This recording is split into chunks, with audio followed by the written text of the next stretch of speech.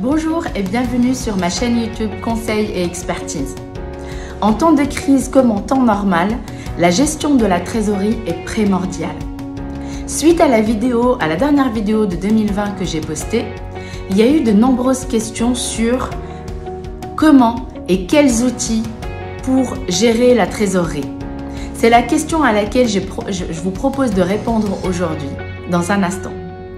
Vous êtes entrepreneur ou futur entrepreneur, vous souhaitez créer votre entreprise ou développer votre croissance, vous avez de nombreuses questions qui vous préoccupent chaque jour. Cela tombe bien car moi j'ai les réponses. Je m'appelle Khadija Sabri Jamia, je suis experte comptable et experte en gestion de patrimoine, engagée depuis plusieurs années au sein de réseaux d'entrepreneurs et aussi je suis la dirigeante du cabinet Figarex Conseil et Expertise spécialisé dans l'accompagnement et le développement stratégique des TPE et des PME. Voici la question à laquelle je vous propose de répondre. Quels sont les outils nécessaires pour gérer la trésorerie de son business? Je vous partage maintenant 3 outils qui me semblent indispensables pour la gestion de trésorerie. Le premier outil, ça sera votre business plan. Sachez que 2/3 des dirigeants ne complètent pas le business plan. Il faut savoir aussi que le business plan n'est pas limité aux seuls créateurs d'entreprise. Un business plan, c'est un document qui matérialise en quelque sorte votre business model et votre stratégie opérationnelle. C'est un document aussi qui présente votre entreprise, qui présente sa structure, ses ressources et ses besoins.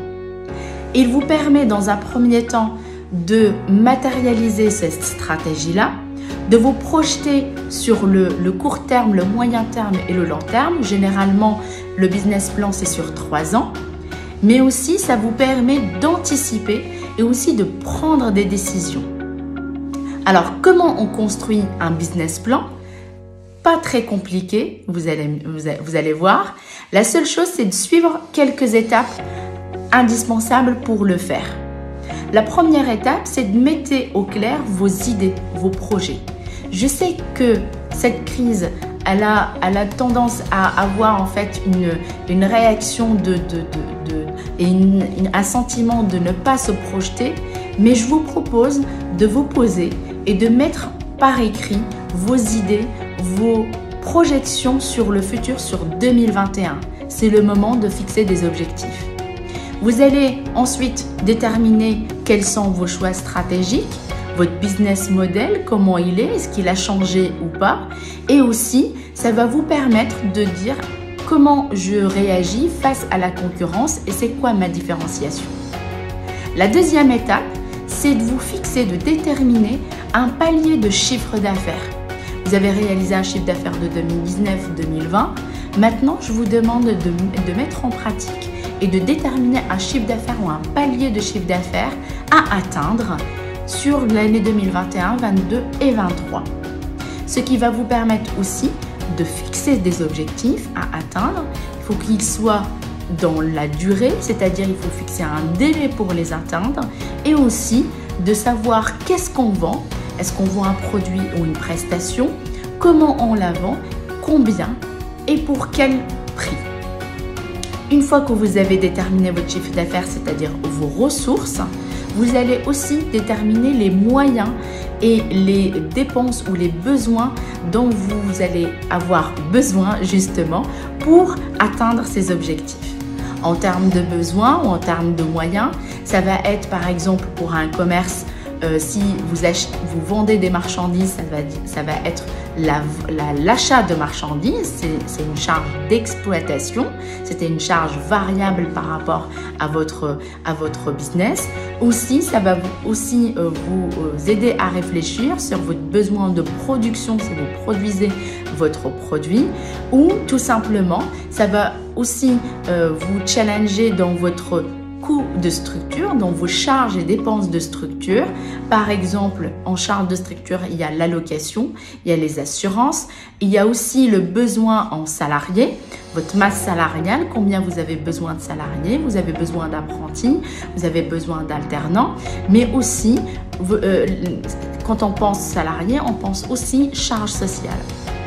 Le business plan, c'est tout ça réuni, c'est-à-dire le chiffre d'affaires, vos ressources, et les dépenses, vos besoins, pour voir dans un premier temps comment votre projet d'entreprise ou votre entreprise va évoluer en 2021 et aussi si ce que vous allez mettre en place en stratégie pour si c'est viable ou rentable. Mon deuxième outil pour justement gérer sa trésorerie, c'est un plan de trésorerie ou un budget de trésorerie. Le business plan, lui, il est annuel. La trésorerie, elle est faite pour que vous suiviez la trésorerie au mois par mois. C'est-à-dire que votre business, votre chiffre d'affaires annuel, vous le divisez en 12 et vos dépenses, vous le divisez en 12 mois. Ça va vous permettre aussi d'être au plus clair mois par mois et de suivre votre trésorerie mois par mois. D'un côté, les encaissements, c'est-à-dire votre chiffre d'affaires, c'est vos encaissements clients. Quand vous encaissez votre client, par exemple, vous facturez au mois de janvier, vous encaissez au mois de février, donc vous le mettez en février. Quand est-ce que vous allez décaisser, c'est-à-dire vous allez payer vos dépenses. Par exemple, la location, c'est chaque mois, vous le mettez chaque mois. C'est les assurances aussi. Vos achats de marchandises, si vous vendez au mois de janvier, ça veut dire que vous avez acheté au mois de décembre ou le jour même si vous êtes en flux tendu. L'idée ici, c'est de déterminer au mois par mois, suivre au mois par mois des prévisions de trésorerie, votre plan de trésorerie. L'idée aussi, dans un deuxième temps, c'est d'anticiper quand vous avez besoin, si vous allez devoir avoir recours à un découvert, à un emprunt ou à mettre de votre côté du cash. Ok ? Donc maintenant que vous avez déterminé ces deux outils, mon troisième outil, et qui est pour moi indispensable, c'est de faire vivre les deux outils précédents, mais aussi de les suivre régulièrement dans la durée. Et le troisième outil, ça va être l'analyse des écarts. Ça veut dire quoi? Ça veut dire confronter vos prévisions à la réalité. Ça va vous permettre dans un premier temps d'expliquer cet écart.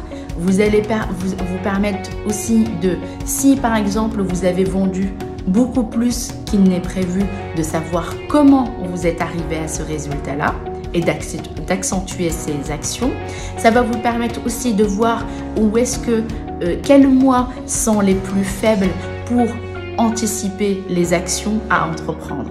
Donc vous l'aurez compris, le deuxième avantage de cette analyse d'écart, c'est de prendre une décision au mois par mois, au jour le jour, pour savoir quand est-ce que vous avez besoin de trésorerie pour actionner les investissements, pour actionner votre plan de stratégie, quand est-ce que vous avez de l'excédent, auquel cas ça vous donne une décision de le placer ou de l'investir dans d'autres structures.